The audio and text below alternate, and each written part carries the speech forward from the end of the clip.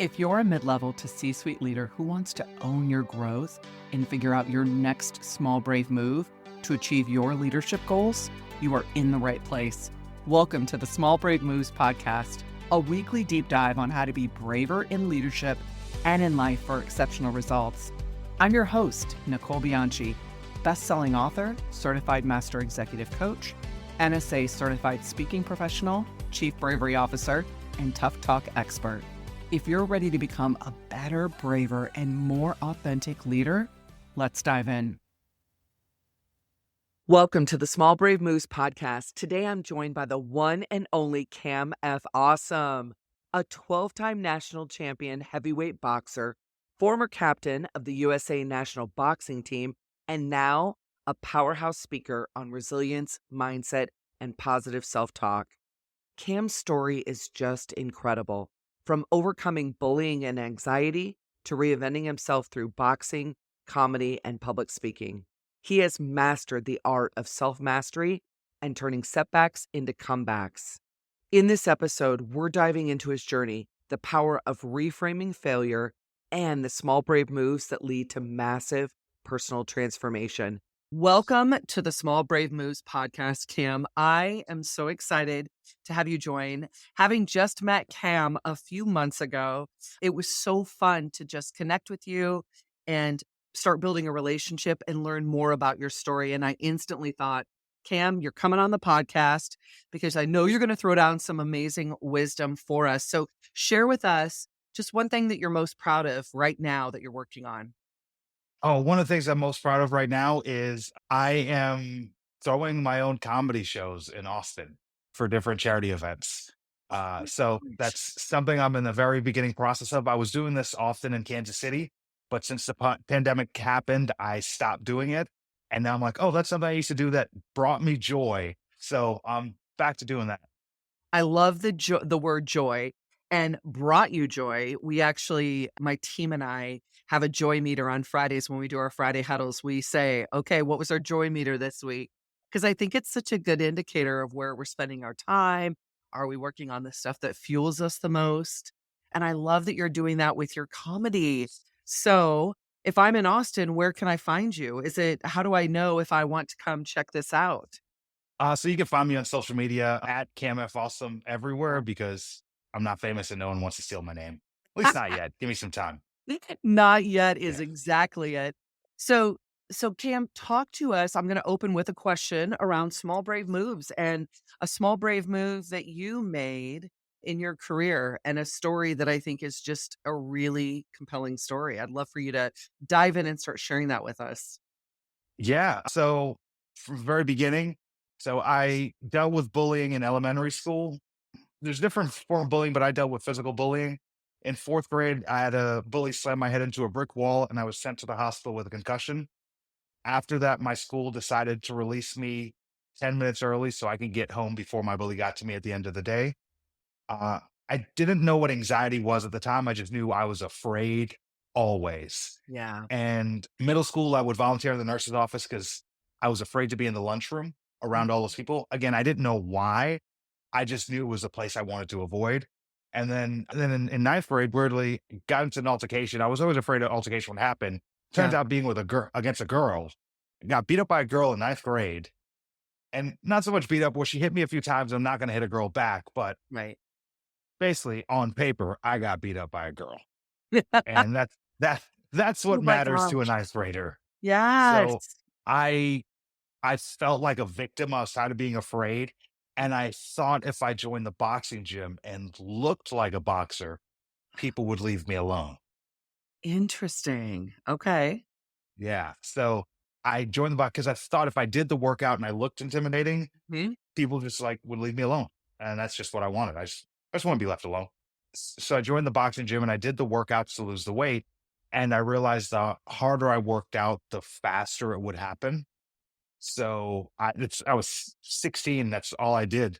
And my senior year of high school, that was 11th grade. I started boxing and I would walk to the boxing gym every day. And it was like I was obsessed with it. And I lost the weight and I started to get confident, but only in the boxing gym. Like I was cool. I was outgoing. I was friendly in the boxing gym. At school, I was this like completely like unconscious, anxious person. And then my senior year of high school, my parents moved from New York to Florida, which for most people would be devastating. But for me, I realized I could start fresh. No one knows who I am. Make it develop a Jamaican accent and no one know the difference. Mhm. I didn't develop Jamaican accent, but I decided I was going to be this like confident person. Yeah. And everyone in Florida believed it. And my senior year of high school, my boxing gym was 6 miles away from my high school. So I had a 6 mile walk every day. And like now it sounds crazy, but back then I'm like, I'm 16. If that's the only thing in the way of me becoming a successful boxer, yeah, I'll just take the walk.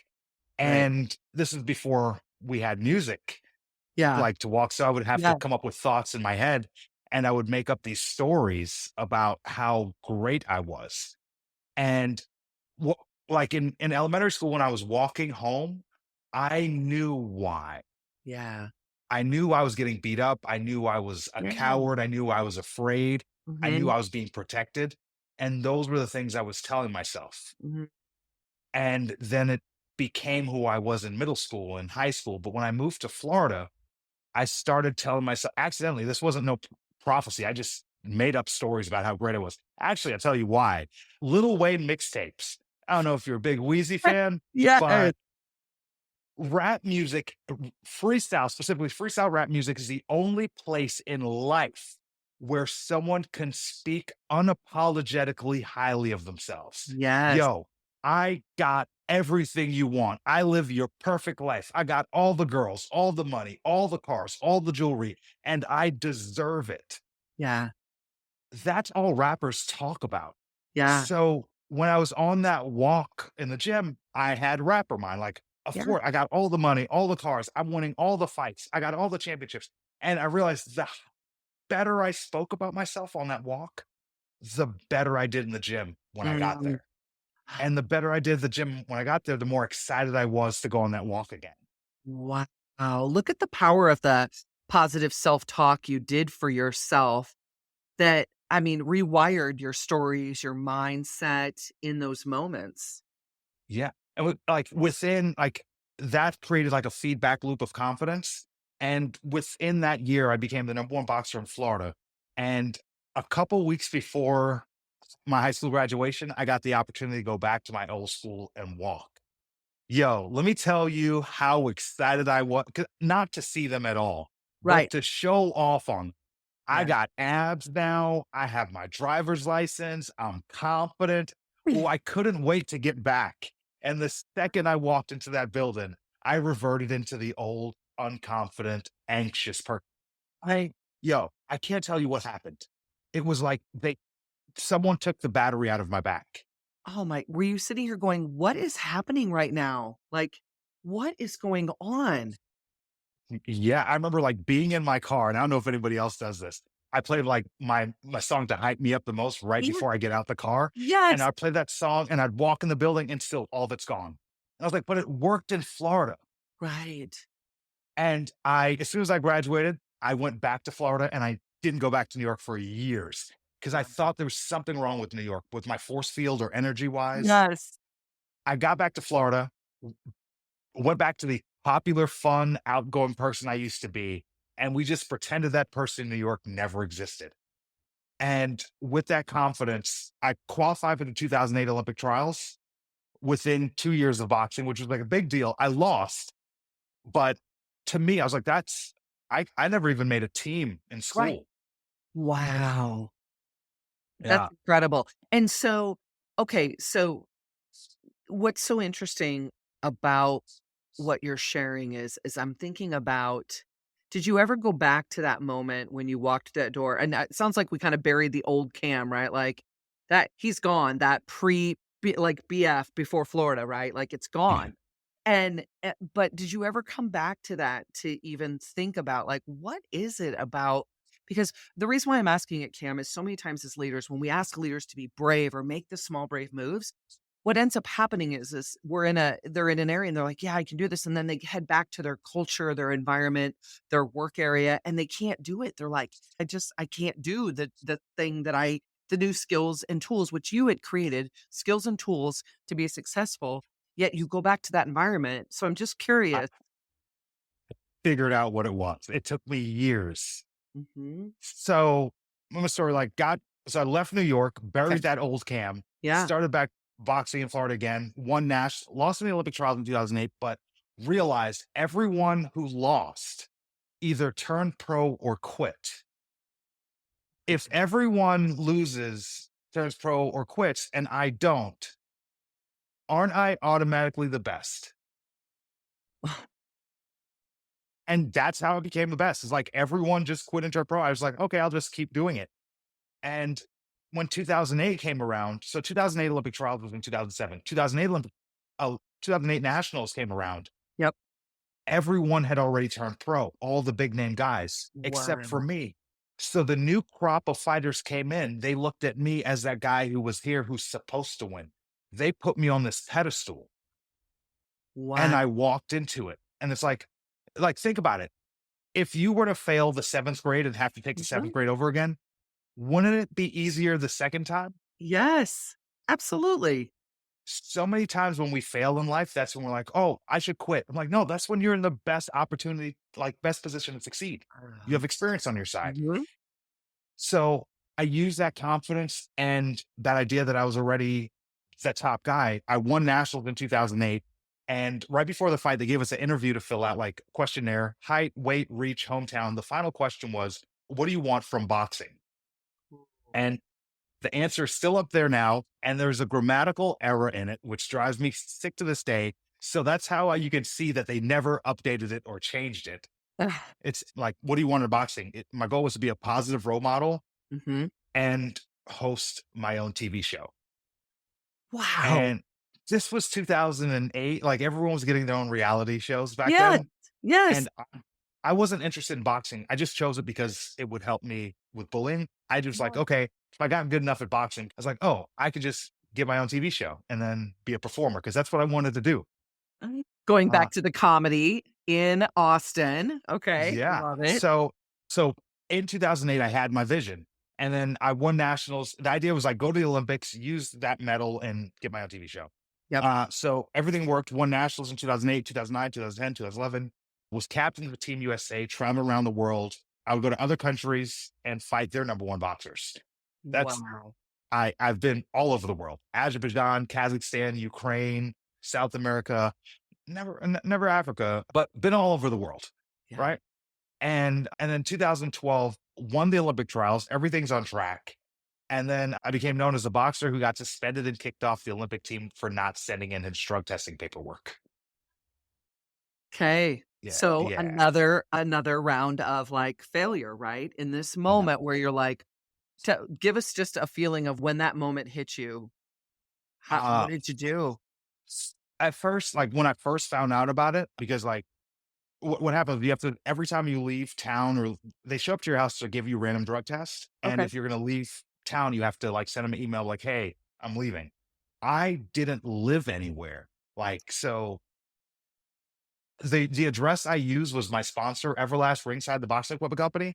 Yes. The address I used was their business address. Like I lived in hotels. Yeah. So when they showed up to drug test me and I wasn't at the building, they write you a letter.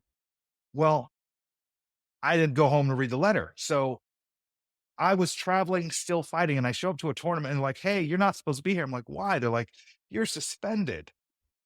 And I was like, oh no, I'm fighting. And Yeah. like once I found out, I was like, okay, I figured out where I was and I realized I was in Azerbaijan fighting in a tournament that you're drug tested to even compete in Yeah. by the same drug testing agency. So I thought like, okay, not a big deal. It'll be some paperwork Right. because I've no sign that I did anything wrong. Right. Uh, but the rules, the rules actually wasn't even a real rule. It was after Lance Armstrong went on Oprah Oh. and they started just cracking down on athletes for minor infractions. Wow. Oh my gosh. Okay. So you get what an interesting way for this to happen, right? So you get the news. Now what? Right? So now what do you do? And I immediately realized I have no skills, discernible degrees. Like certifications, I have to return to boxing. But I still had to go back to boxing, but I was going to be sad for a little bit. So I gained a Yeah. lot of weight. I drank a lot. I was depressed. I understood, like, I was Yeah. heartbroken. I was Yeah. embarrassed. It was in Kansas City. Like, this is before the Chiefs were good or Taylor Swift cared who we were. Like, they talked a lot about me in like the local sports newspaper. So like people were recognizing me. And then I went from that guy that everyone recognized I was going to the Olympics to the guy who's not going. Oh, wow. And the hardest part was when I realized that people stopped caring that I was going to the Olympics before the Olympics even started. Oh, gosh. Yeah. Because you do want to be a victim. You do like when something like that happens, I'm not gonna lie, it does feel better when someone feels bad for you. Yes. Or it can It at least does. commiserate with you in your situation, like, Oh, "Hey." in moments of suffering, it's like Um, that's like you're like, right. oh, can someone like empathize with me? And I looked around and I realized, oh, no one cares. Yeah. No one cares. So I can just continue to gain weight and drink and feel sorry for myself. Cause like literally the guy who took my spot is someone I fought 6 times and I beat all 6 times. Wow. So, That's heartbreaking. but again, no one cares. Yeah. Also, no one even cared to read the article. They just read the headline and assumed I did drugs. No one cares about you that much. What a level of a little feeling of abandonment, like, "Listen, I, you were a raving fan when this was happening, and now where are you, fan yeah, base?" but then I realized they didn't care enough to actually love me. Yeah. They also don't care enough to actually hate me. Wow. Like it's not a personal thing. I can't take this personally. Yeah. Yep. So I looked at it, I was like, okay, I have to come to terms where this story, I'm going to be known as the boxer who didn't go to the Olympics. Okay. How am I going to tell that story? Mm. So I was very unconfident. And then I started walking to the gym and I really believed in myself. And then the pendulum swung and I really did believe in myself. Yeah. And I had a good time boxing. Like I knew I was going to win. So I wore a pink skirt. I flipped in the ring. I wore capes. I had a good time. Oh my gosh, you're bringing some performance in here on this, right? I was flamboyant to say the least. Okay. Because it's in my head, WWE, I want to be an entertainer. True. Then when I got suspended, one of the number one comments was, I bet he's humble now. Nicole, this changed the way I looked at life. Yeah. You ever look up the definition of humble? Tell me, talk to me, what is it? Grab your phone, look it up. Do you have any children? Yes, 3. Three. Let's go with the middle one. Those are usually the best ones. Actually, the middle one's the only good one. Hey, Uh, same here, middle child in the house. Weird. Yeah. Which one's your middle child? What's their name? Joe, he's a Joe. firefighter in Kansas City. Oh, Firefighter Joe in Kansas City? Yes, Okay. Wait, what's Joe's last name? Bianchi. He just became a firefighter, like, 5 months ago. Oh, okay. So I knew a lot of the firefighters because Guns and Hoses, it's a Yeah, firefighter police yeah. officer boxing match. He's I already used to said he wants to box in that. I I'm a big fan of because Safe and what they do. So big fan Yes. of that organization. Oh, Yeah. well, that's so S- cool. Yeah. So when you read this definition, I want you to think about Joe. Okay. Okay, hold on. So Shoot. while you look that up, Yep, I'll just mention this. When I read this definition, it changed the way I looked at the world and the way I carry myself. Are you ready with that definition? I got it right here. Okay. Okay. Here's the definition: having or showing a modest or low estimate of one's own importance. Would you wish that upon Joe? No, I wouldn't want him to have a low estimate of his own importance. I Okay. wouldn't. Is there a second definition Yep. you agree with? Here's another one. Lower in dignity. I knew he had humbled himself to ask for help. Oh, of low social, administrative, or political rank. So the what you're grappling with, I grapple with as well. The Latin root word is humilis, Yeah, which is lowly. yeah. So you can't Right. ask Joe to strive up here while Right. remaining grounded. So let's say they go, you're killing in the podcast world, right? Okay. Yep. You run into someone who's not. Yep. What do we usually do in this situation? I offer help. I would oh, no. We lower ourselves. Not only do what we usually do is we don't not just lower ourselves to where they are, we lower ourselves a little bit lower so they could feel good. Cam, I just had a conversation with somebody else, a president of a speakers of a actually he's putting on a big mega conference in December, and we had this exact conversation about because my word of the year in 2025 is shine, because I do exactly what you're talking about, and I bring myself down to this level, and then I'm like, "Wait, why am I not owning and then offering help and being of a like, why am I, and I Why are you downplay not owning your awesome? owning my awesome, stepping in, like, owning it. Exactly. Yeah.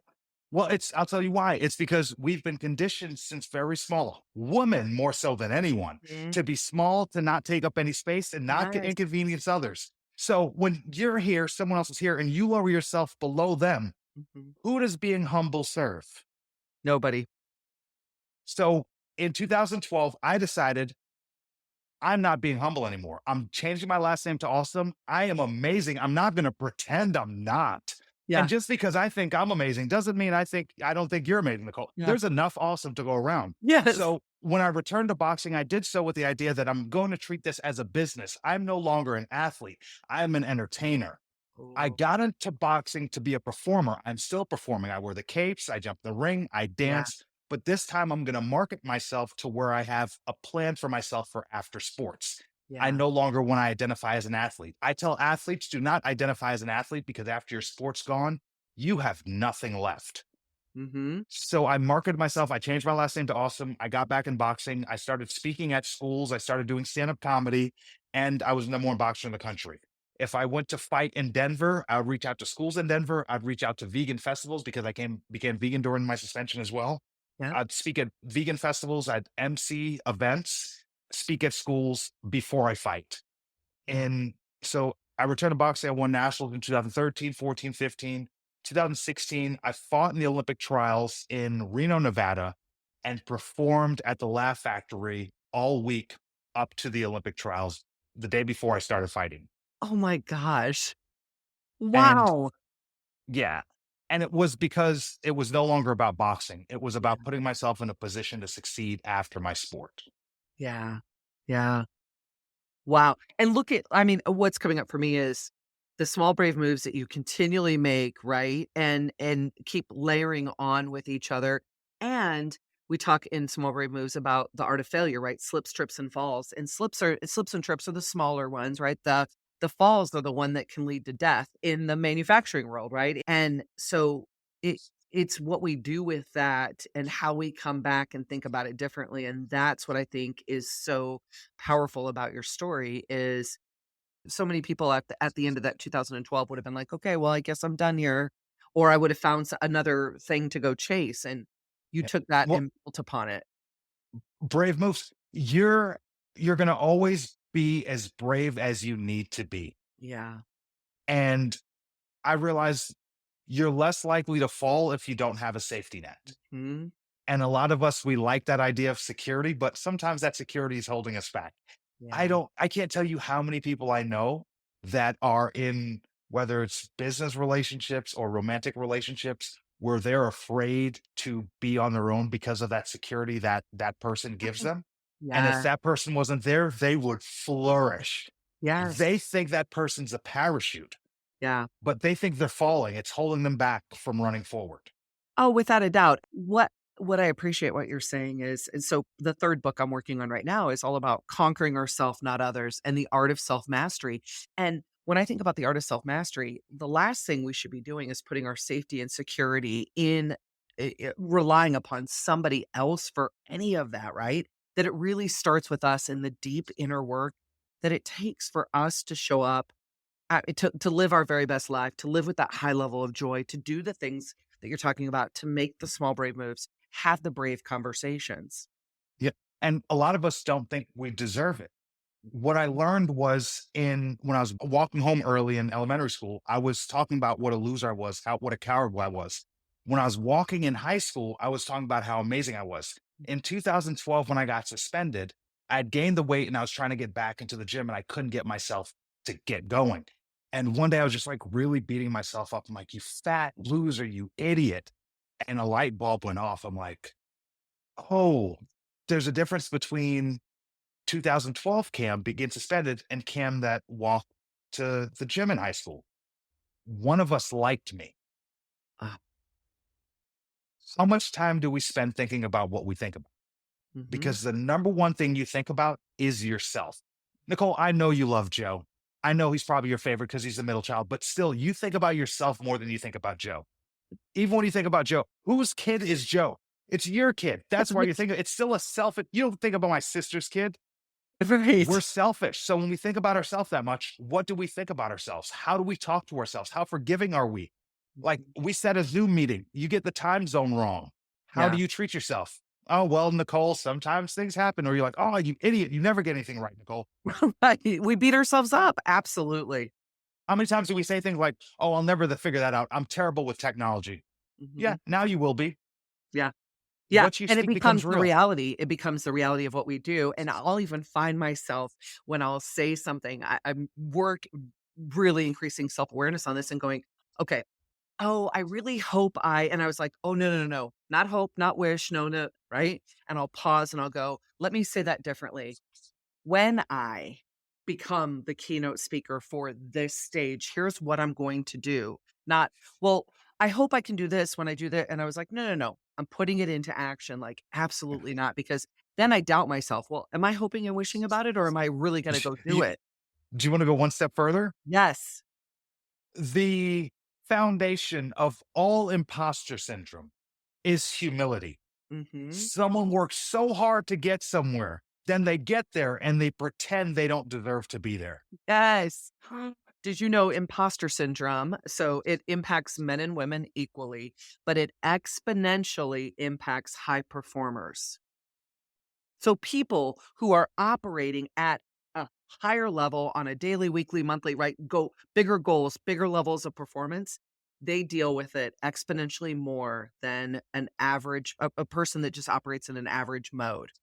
Oh, and I think I know why that is. Why? Because they understand the gap of potential. Yep. So like the idea is like if potential is everything you could possibly do, like if you think about how far you could get in life if you made all the right Yes. steps, Yes. someone who makes a lot of the right steps understands how much further they've gotten and how much further there is to go. Yeah. Someone who hasn't taken enough steps has the ignorance of confidence that they don't have that much room to grow.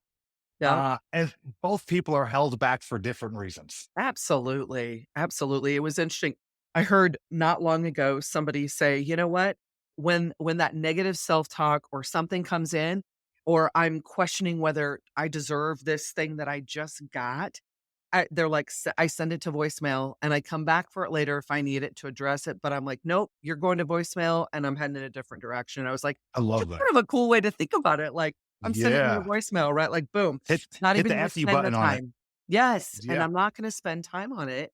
And and I find myself like thinking I really try to do that, but once in a while, if I let something spin for a little bit, I'm like, "Okay, I've gotta take a few moments to address this, otherwise it's going to absorb too much space in my head, and I don't need it right now." Yeah. It takes up bandwidth. We only have so much space. I Yeah. believe we create our own reality. Mm, What you seek is what you find. yeah. I have my graduate practice. Every morning I write a list of 10 things I'm grateful for. Yeah. I don't repeat anything on this list. Every morning it's 10 new things. Mhm. Because if I wake up looking for things to be grateful for, what do you think I'm going to start finding in my life? More things to be grateful for, right? Yeah, we create Absolutely. our reality. Yeah, we do create our reality, and it reminds me of, so even though I don't like using the word hope in intentional statements I wanna say, I believe very much in a hope-driven mindset, and a hope-driven mindset is that positive expectation of a better future, right? And then the motivation to go get it, right? It's like you're gonna go after that outcome.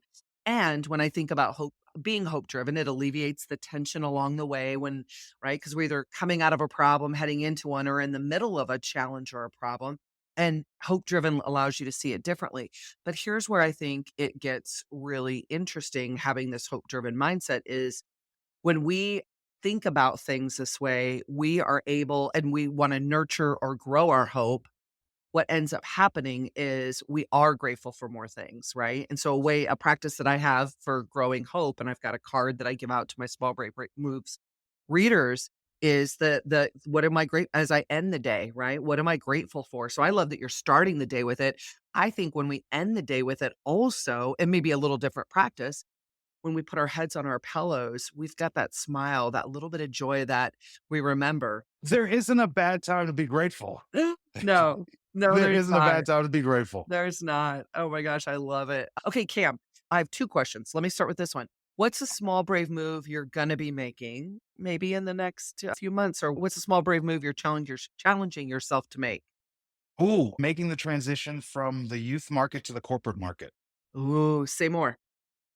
So I got into boxing because of bullying, and when I found success, I started going back to schools to talk about bullying, Yeah. and then it led to social media use, and then confidence, and then I started leading professional development workshops for educators, and somehow I stumbled into the corporate world and made a career out of this. Yeah. Uh, I had to take the step of I have to say, I just take the step of saying no to schools and opportunities to leave room on my schedule for corporate engagements. And that was very scary for me because you can't steal second with your foot on first. Yeah. And I feel like I'm inching away from first base. And it's like, okay, I got to make that sprint for second now. Oh, I love it. So, our audience are mid-level to C-suite leaders who love, right, working with people who have powerful stories, powerful content, powerful frameworks. What's a great way if a listener wants to connect and work with you? What's the best way to do that? Cool. You can find me at camfawesome.com or at camfawesome on all platforms. I'm a 12-time national champion heavyweight Olympic boxer and former captain of the USA national boxing team. I've since hung up the gloves and picked up the microphone. As a speaker, I address resilience, mindset, and a positive internal dialogue.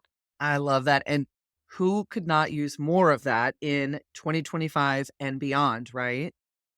Yeah. I'll Well, end with this. yeah. Think about, and we all have a negative person in our lives, right? Mhm. Yep. Think about that negative person in your life. Mhm. Do you think that person thinks that they're negative? No, How do we know that's not us? that's powerful, and are we brave enough to say, "I might be seeing something you're not seeing," and sharing that with them, right? Or raising our emotional intelligence, self-awareness to learn when we do show up that way. So, okay, Cam just threw down the small brave move I think that each one of us need to make. Give us a to-do. What's our action we should take around this? I would say the first thing you could do is take an inventory of the way you speak and treat yourself. Do you allow yourself to go to that restaurant, the restaurant that you would take someone else to? Would you allow yourself to go there or do you just treat yourself to the drive-through? Mm, that's good. That's good. I love this. Cam, thank you so, so much for throwing Thank you down for all having the me. wisdom and having just so much fun. I so appreciate you, the journey you're on, and we're excited to get you out to our listeners and follow along on the podcast. You'll see the information for Cam and ways to connect with him as well. So thank you so much. Thank you for having me.